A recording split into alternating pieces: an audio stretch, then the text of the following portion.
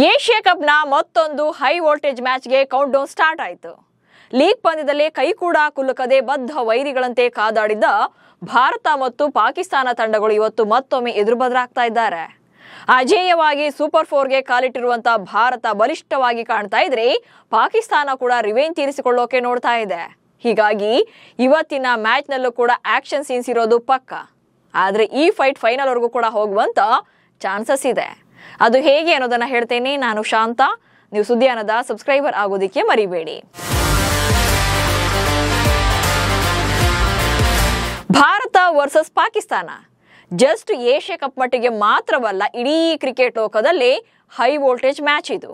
ಈಗಾಗಲೇ ಲೀಗ್ ಹಂತದ ಪಂದ್ಯದಲ್ಲಿ ಆಟಗಾರರು ಪರಸ್ಪರ ಶೇಕ್ ಹ್ಯಾಂಡ್ ಮಾಡದೇ ಇರೋದೇ ದೊಡ್ಡ ಕಾಂಟ್ರವರ್ಸಿ ಆಗಿತ್ತು. ಅದೇ ಬಿಸಿಯಲ್ಲೇ ಈಗ ಸೂಪರ್ 4 ಫೈಟ್ನಲ್ಲಿ ಮುಖಾಮುಖಿ ಆಗ್ತಾ ಇದ್ದಾರೆ. ಏಷ್ಯಾ ಕಪ್ನಲ್ಲಿ ಶನಿವಾರದಿಂದಲೇ ಸೂಪರ್ 4 ಹಂತದ ಪಂದ್ಯಗಳು ಶುರುವಾಗಿದ್ದು, ಮೊದಲ ದಿನ ಶ್ರೀಲಂಕಾ ಮತ್ತು ಬಾಂಗ್ಲಾದೇಶ ತಂಡಗಳು ಮುಖಾಮುಖಿಯಾಗಿದ್ವು.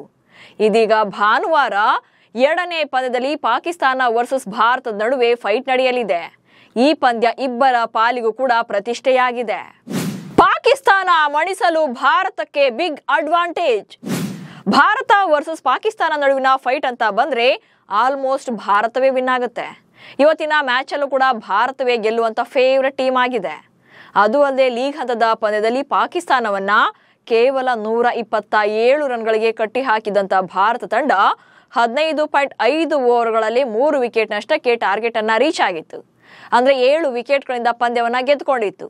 ಈ ಮ್ಯಾಚ್ ಅಲ್ಲಿ ನಾಯಕ ಸೂರ್ಯಕುಮಾರ್ ಯಾದವ್ ಅಜೇಯ 47 ರನ್ಗಳೊಂದಿಗೆ ತಂಡವನ್ನ ಸಮರ್ಥವಾಗಿ ಮುನ್ನಡೆಸಿದ್ರು. ಇನ್ನು ಬೌಲಿಂಗ್ ನಲ್ಲಿ ಕುಲ್ದೀಪ್ ಯಾದವ್ ಅವರು 4 ಓವರ್ಗಳಲ್ಲಿ 18 ರನ್ಗಳನ್ನು ನೀಡಿ 3 ವಿಕೆಟ್ಗಳನ್ನ ಬೇಟೆಯಾಡಿದ್ರು. ಹಾಗೆ ಮ್ಯಾನ್ ಆಫ್ ದಿ ಮ್ಯಾಚ್ ಪ್ರಶಸ್ತಿಯನ್ನು ಕೂಡ ಗೆದ್ದುಕೊಂಡಿದ್ರು. ಅದು ಅಲ್ಲದೆ ಏಷ್ಯಾ ಕಪ್ ನಲ್ಲಿ ಇದು 3ನೇ ಬಾರಿಯ T20 ಮಾದರಿಯ ಟೂರ್ನಿ ಆಗಿದ್ದು, ಭಾರತ ಮತ್ತು ಪಾಕಿಸ್ತಾನ ತಂಡಗಳು ಒಟ್ಟಾರೆಯಾಗಿ 4 ಸಲ ಮುಖಾಮುಖಿಯಾಗಿವೆ. ಈ ಪೈಕಿ ಭಾರತ 3 ಸಲ ಗೆದ್ದಿದ್ರೆ ಪಾಕಿಸ್ತಾನ 1 ಸಲ ಮಾತ್ರವೇ ವಿನ್ ಆಗಿದೆ. ಇನ್ನು ಏಷ್ಯಾ ಕಪ್ ನಲ್ಲಿ ಅಂದ್ರೆ ಒಟ್ಟಾರೆಯಾಗಿ ODI ಮಾದರಿ ಕೂಡ ಸೇರಿ ಉಭಯ ತಂಡಗಳ ನಡುವೆ 20 ಮ್ಯಾಚ್ಗಳು ನಡೆದಿವೆ. ಇದರಲ್ಲಿ ಭಾರತ 11 ಪಂದ್ಯಗಳನ್ನ ಗೆದ್ದಿದ್ರೆ 6ರಲ್ಲಿ ಸೋಲನ್ನ ಕಂಡಿದೆ. 3 ಪಂದ್ಯಗಳು ಫಲಿತಾಂಶವನ್ನ ಕಂಡಿಲ್ಲ. ಈ ಅಂಕಿಅಂಶಗಳನ್ನ ನೋಡ್ತಾ ಇದ್ರೆ ಪಾಕಿಸ್ತಾನ ಟೀಮ್ ವಿರುದ್ಧ ಭಾರತ ತಂಡ ಯಾವಾಗ್ಲೂ ಕೂಡ ಮೇಲುಗೈ ಸಾಧಿಸಿರೋದು ಸ್ಪಷ್ಟವಾಗಿ ಗೊತ್ತಾಗುತ್ತೆ. ಸೆಪ್ಟೆಂಬರ್ 28ಕ್ಕೆ ಫೈನಲ್ ನಲ್ಲಿ ಮುಖಾಮುಖಿ ಸಾಧ್ಯತೆ. ಇನ್ನು ಭಾರತ ಮತ್ತು ಪಾಕಿಸ್ತಾನ ನಡುವೆ ಈ ಸಲ ಫೈನಲ್ ನಡೆಯೋ ಚಾನ್ಸಸ್ ಅನ್ನು ಕೂಡ ತಳ್ಳಿ ಹಾಕೋ ಹಾಗಿಲ್ಲ. ಸೆಪ್ಟೆಂಬರ್ 28ರಂದು ಏಷ್ಯಾ ಕಪ್ನ ಫೈನಲ್ ಪಂದ್ಯವನ್ನ ನಿಗದಿ ಮಾಡಲಾಗಿದೆ. ಈ ಪಂದ್ಯದಲ್ಲಿ ಪರಸ್ಪರ ಎದುರುಬದರಾಗುವಂತ ಸಾಧ್ಯತೆ ಇದೆ. ಸೂಪರ್ 4 ಹಂತದಲ್ಲಿ 4 ತಂಡಗಳು ತಲಾ 3 ಪಂದ್ಯಗಳನ್ನು ಆಡಲಿವೆ. ಇದರಲ್ಲಿ ಟಾಪ್ 2 ನಲ್ಲಿ ಸ್ಥಾನ ಪಡೆಯುವಂತ 2 ತಂಡಗಳು ಫೈನಲ್ಗೆ ಅವಕಾಶವನ್ನ ಪಡೆಯುತ್ತವೆ. ಹಾಗೇನಾದ್ರೂ ಈ ಸಲ ಭಾರತ ಮತ್ತು ಪಾಕಿಸ್ತಾನ ಫೈನಲ್ಗೆ ತಲುಪಿದ್ರೆ ಅದು ಏಷ್ಯಾ ಕಪ್ ಇತಿಹಾಸದಲ್ಲಿ ಹೊಸ ಸಾಧನೆಯಾದಂತಾಗತ್ತೆ.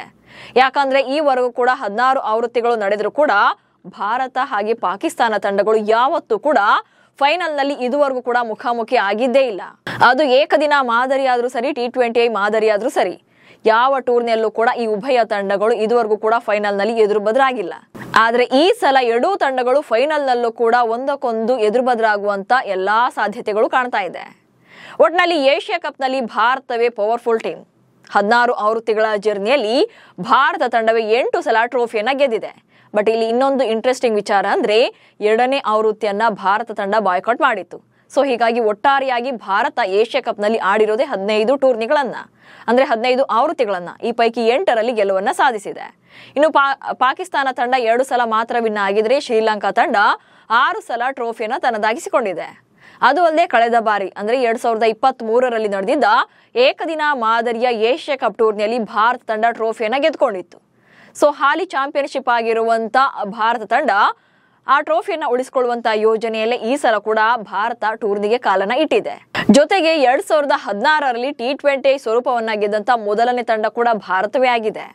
ಈ ಬಾರಿ ಕೂಡ ವಿನ್ ಆದ್ರೆ ಟೋಟಲ್ ಆಗಿ ಏಷ್ಯಾ ಕಪ್ ಟೂರ್ನಿಯಲ್ಲಿ 9ನೇ ಟ್ರೋಫಿಯನ್ನ ಭಾರತ ಗೆದ್ದಂತಾಗುತ್ತೆ. ಸೊ ಸೂಪರ್ 4 ಹಂತದಲ್ಲಿ ಪಾಕಿಸ್ತಾನ ತಂಡವನ್ನ ಭಾರತ ಸೋಲಿಸುತ್ತಾ ಅನ್ನೋ ಬಗ್ಗೆ ಕಮೆಂಟ್ಸ್ ಮೂಲಕ ತಿಳಿಸಿ. ಹಾಗೆ ಸುದ್ದಿಯನ್ನು ಫಾಲೋ ಮಾಡಿ. ನಮಸ್ಕಾರ.